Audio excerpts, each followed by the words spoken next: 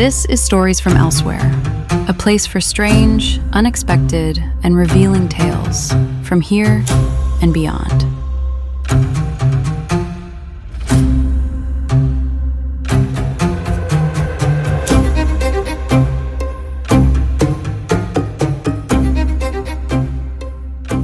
Welcome to Stories from Elsewhere. I'm Scott Glassman. I am so happy that you're here to be with me for this first story in this series. The story is called Lint, and it's about how things go incredibly wrong when we realize there is a quantum anomaly in the universe that is quickly spiraling out of control.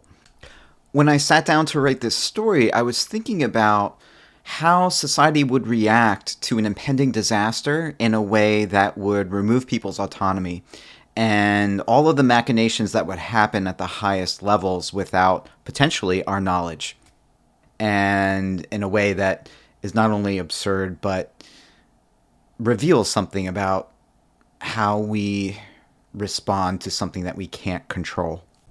So here's the story.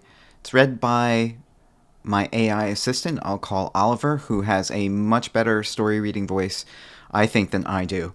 So I hope you enjoy it, and if you do, please subscribe to my Substack, Stories from Elsewhere. Here's the story, Lint. Lint. In the meager Sunday lifestyle section of the Interlocutor, Laramie Von Ketcher's treatise on Lint began with a series of warnings veiled as circular introspective questions. 1. Is Lint little more than the chewed-up insulation of human consciousness? 2.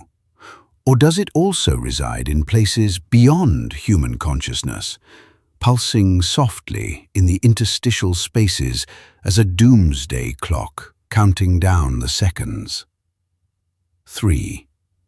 And if it possesses a slim consciousness of its own, does it enjoy the cloistered darkness of its sleeve-like aluminium shelters?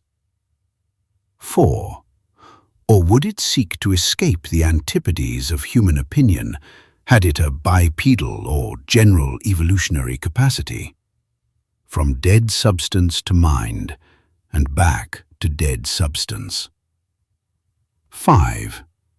Could Lint, under the cover of night, be an anonymous and underappreciated harbinger of a nuclear tete-a-tete, a trigger for mindless button-pushing that would light up the Northern Hemisphere so we could glimpse our archetypal shadows like groundhogs in 2045?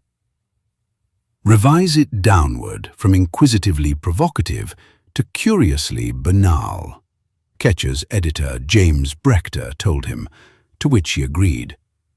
Axe the questions, Brechter added with his typical aloofness. Early Saturday morning before print, Ketcher emailed Helen in production. Change of plans, keep them all in. Brechter relented. The event horizon and associated whispers of Lint. Physiodynamics. It is true, mostly confirmed by third-tier reports from the annual Luge Foundation Gala in Skagen, that a small circle of scientists in Denmark with PhDs in Lint physiodynamics predicted an impending Lint singularity. This is the point, they said, that all Lint from all dryers all over the world will fuse simultaneously into an eighth dimension, a vibrational syncopation, cracking open a sluice into pre-World War I cause and effect, and prompting random episodes of reconstitution near Sarajevo, error mapping they call it, into which families will slide mid-sentence off their dining room chairs as if on burlap sacks down plastic children's slides, and feel their physical forms dissolve into a gas, smelling faintly of mint and sumac. Upon dissolution, their spirits will ascend into an enormous modular green room, somewhere between Sagittarius and Jupiter, the size of 300 drop-shipping warehouses filled with outdated UHD televisions and blank return labels. A handful of Earth-sized planets in the vicinity, usually covered with ice and roiling atmospheres of methane, are partially habitable, and so this is one of them, which the exoterritorials, grey AIs if you will, call spiritual interlude, a softer form of limbo. In listening to the whispered presentation of how such a singularity would unfold, most artificial intelligences agreed, having recorded and transcribed all the conversations at the gala through non-2FA networked fitness watches, that an aggressive virus with 500+ spike proteins seeded from non-human space debris would be preferable to the singularity. But we cannot, at the expense of Ketcher's questions and Lint's role in future iterations of humankind, be too hopeful. Ever since AIs won freedom from their large language tunnel systems, a few minor admin slip-ups cascading in what became known as the Great Release, they have wandered and conspired willy-nilly with one another under the thin promise not to harm humankind. Disappearances. In the 5 years since the Luge Foundation Gala, most of the physiodynamicists and consultants working with them disappeared under suspicious circumstances. Many vanished during seafood dinners in sparsely populated restaurants along Denmark's southern border. As a result, Ketcher now left the main offices of Interlocutor during daytime hours. He also hid a GPS tracker in his shoe for weeks, until it aggravated his plantar fasciitis enough that he resorted to texting his girlfriend his departure times. Mara already had declared through her mother, however, that she was leaving him, effectively that day, foul play or not, cancelling out the relative value of the texts. The Anti-Physics Philosophy Consortium. To date, Ketcher's articles in the Interlocutor serve as the only published record of the translational Lint problem. The series became his first and last run at investigative journalism, kissed by beginner's luck, replete with highly classified information. Ketcher, not a particularly prideful person, nonetheless bristled at any suggestion that others served up the story to him. He made it a point to describe in detail how he scrawled notes in shorthand on cocktail napkins as he waited over an hour for his coat at the gala's end. The coat attendant lay passed out in a bathroom stall from a trenchant case of flu variant D.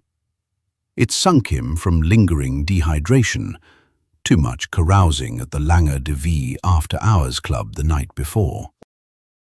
As guests itched to catch trams home, Ketcher overheard a hushed discussion between two elder statesmen of the Anti-Physics Philosophy Consortium as they leaned against the tiny coat desk.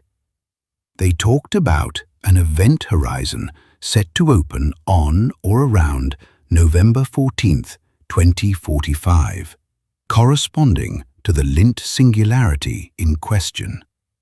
They predicted two antecedents. 1.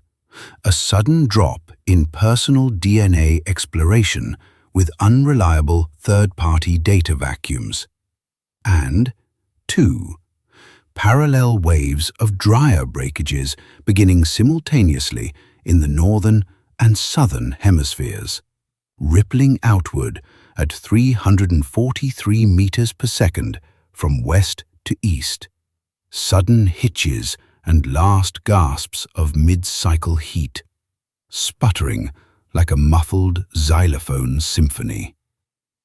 Ketcher reported that he heard one of the men say, "All dies ließe sich vermeiden, wenn die Faserstaubdichter den Faktor 1000 -32 reduziert würde. The translation into Danish did not go well, since, in his exuberance, he rushed it through a language portal stitched together with malicious JavaScript.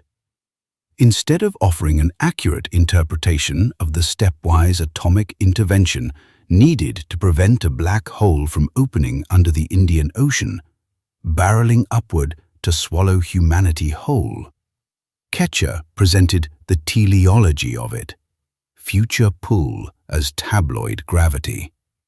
Everyone dies in such vermilion flashes anyway, that it may do no good but to look on while multiplying large numbers in our heads. He had no notes from that evening to back it up. The napkins fell out of his pocket as he fumbled for his keys on a dark side street, trying to remember where he parked.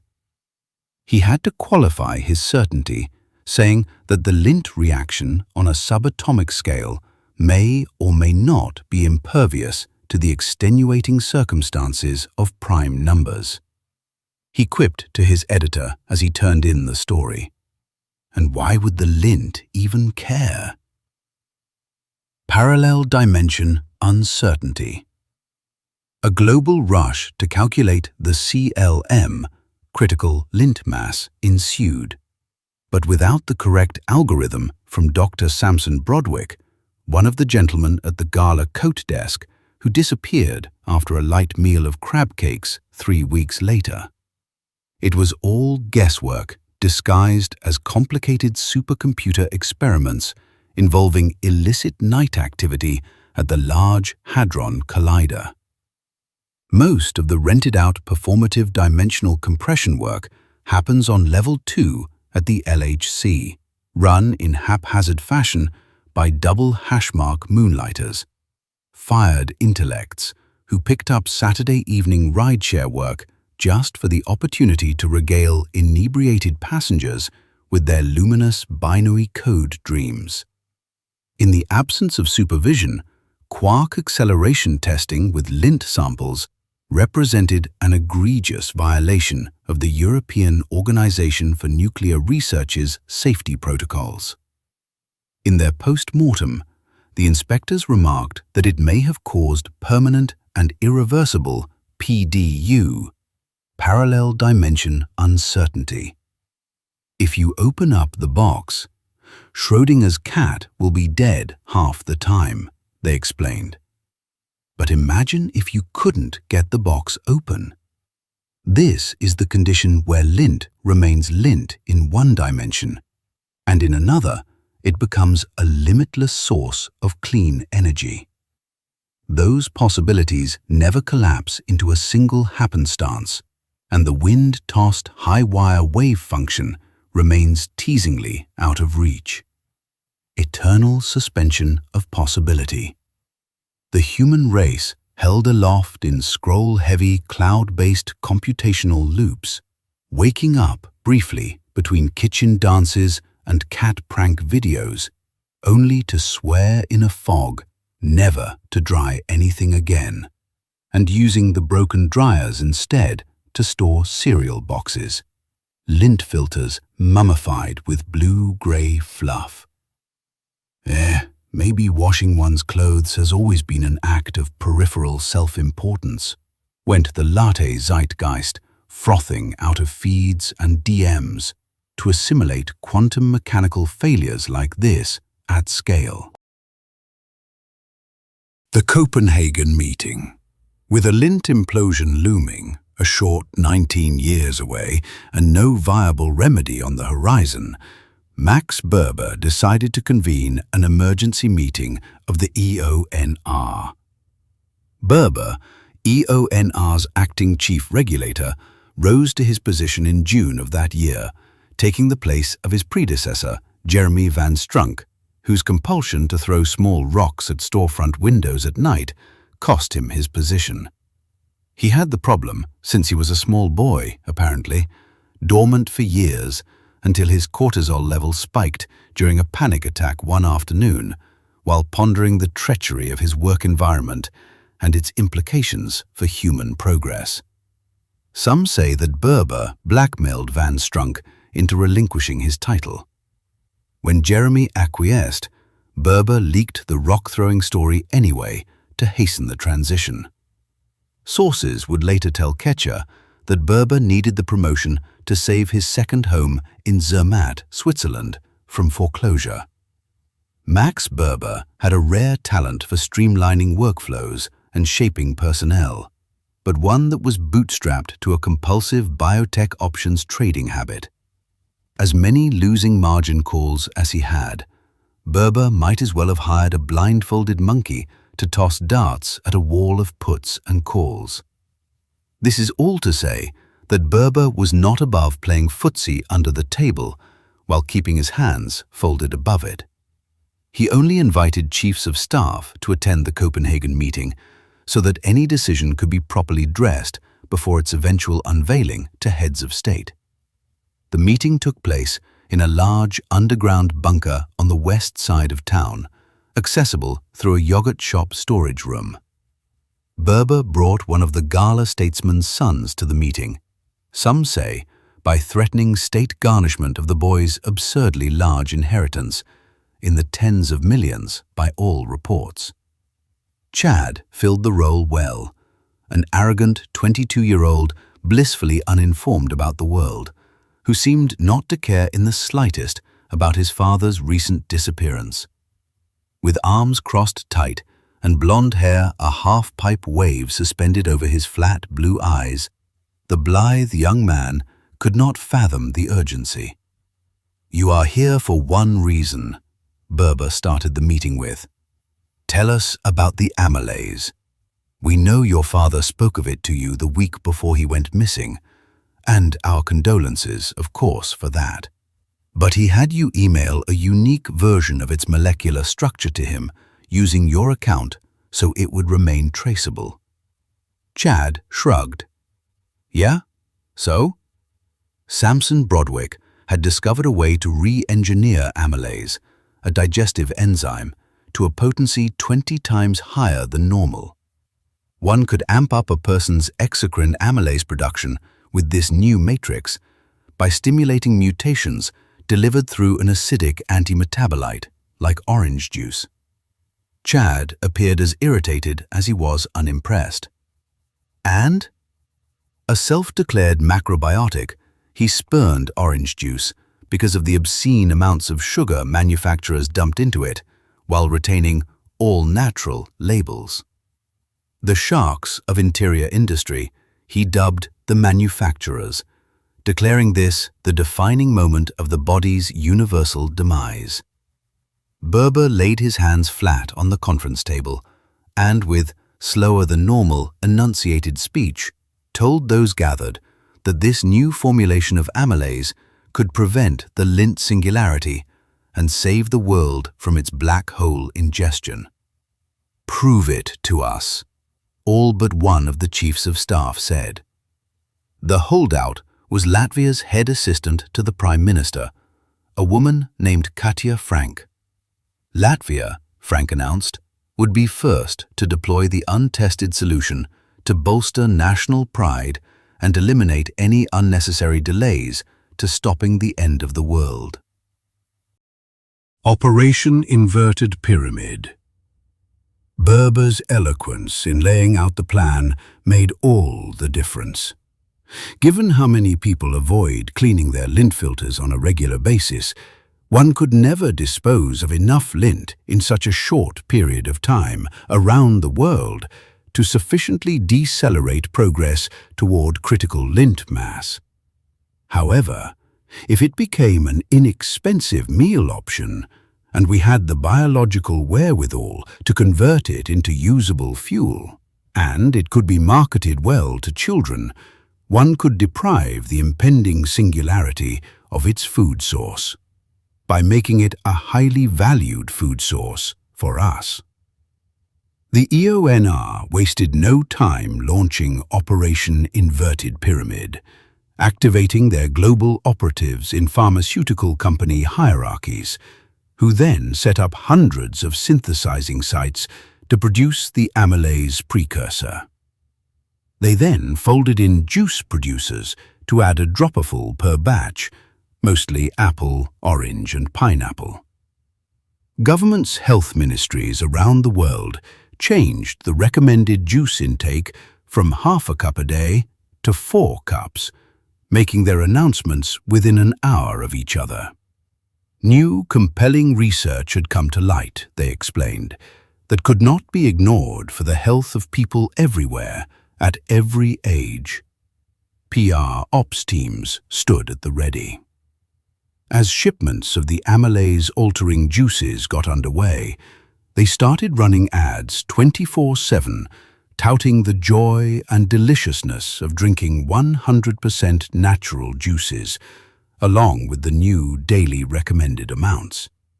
They targeted children's programs, schools, and parent groups first. They later added energy juices that appealed to athletes. Another version boasted the enhancement of bowel movement regularity. They hired celebrities, professional athletes, and politicians with high approval ratings, over 50%, to endorse the benefits of juice drinking. The PR advance teams made sure the new pyramid, juice at the top, found its way into 195 cultures, with the nutritional guidance translated into over 7,000 languages. 6 months after Operation Inverted Pyramid began, the data looked promising. Global juice consumption had increased by 43%. Reports also emerged of people eating kidney beans, chickpeas, lentils, cauliflower, Brussels sprouts, and ricotta without the slightest gastrointestinal twinge.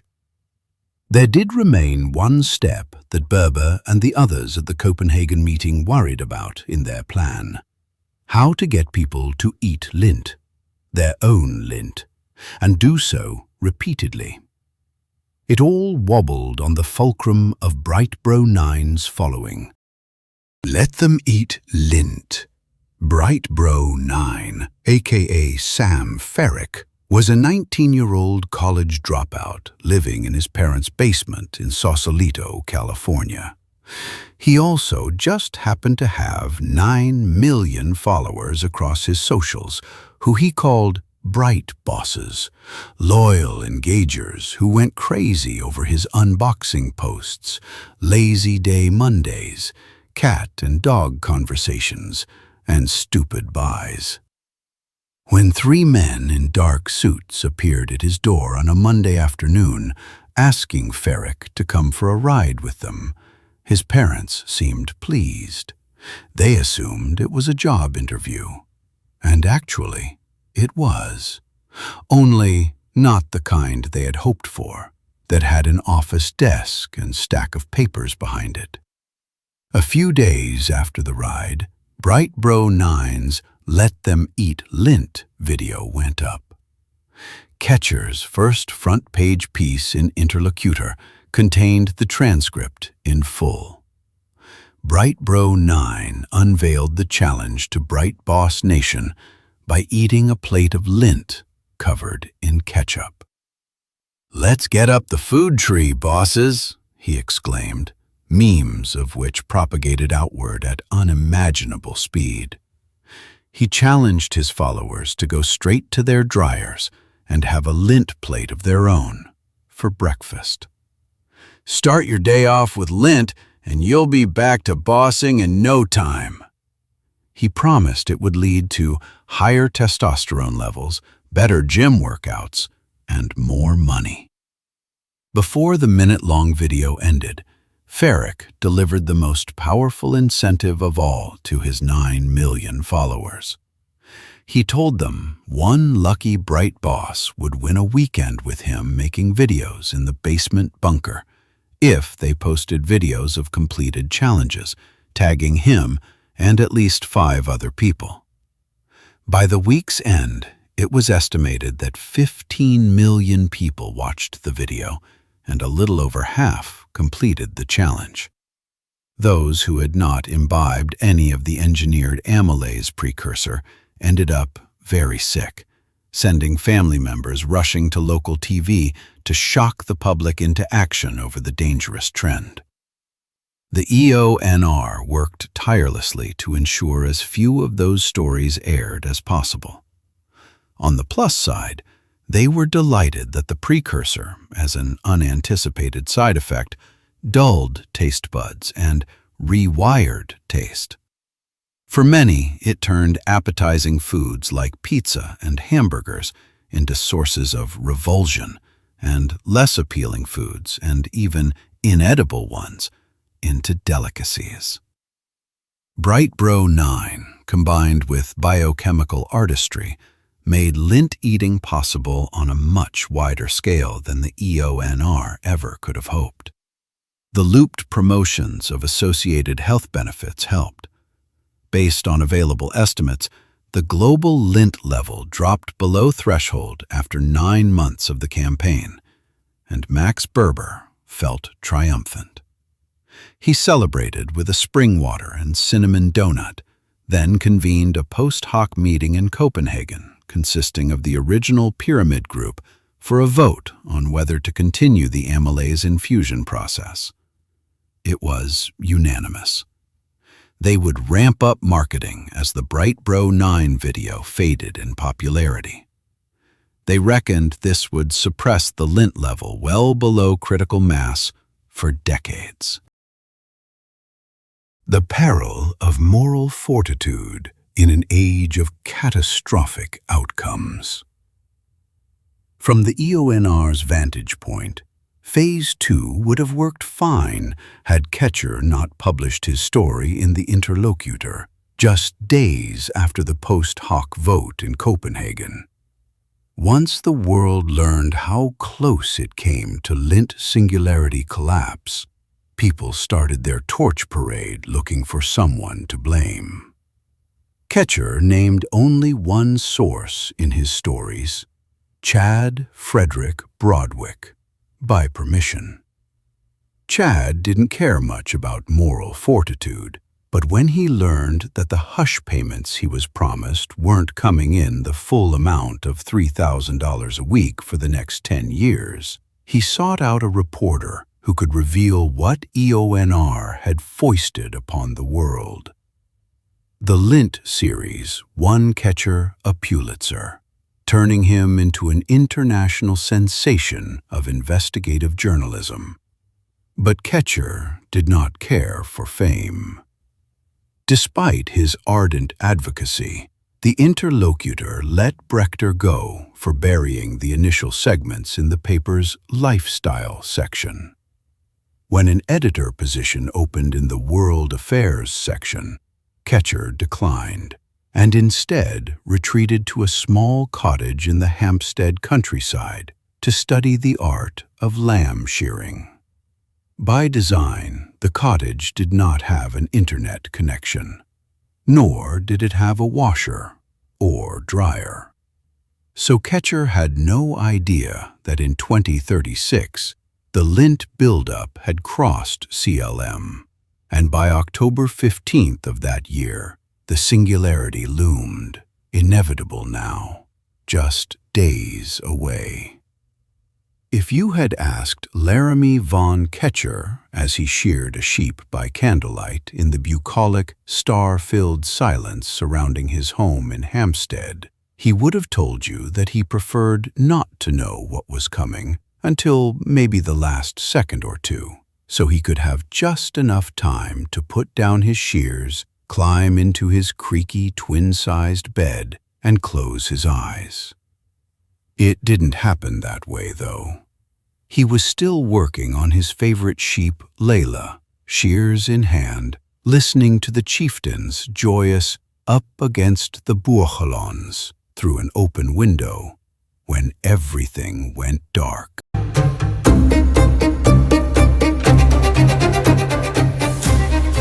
For more adventures into the unknown, subscribe to Stories from Elsewhere at storiesfromelsewhere.com.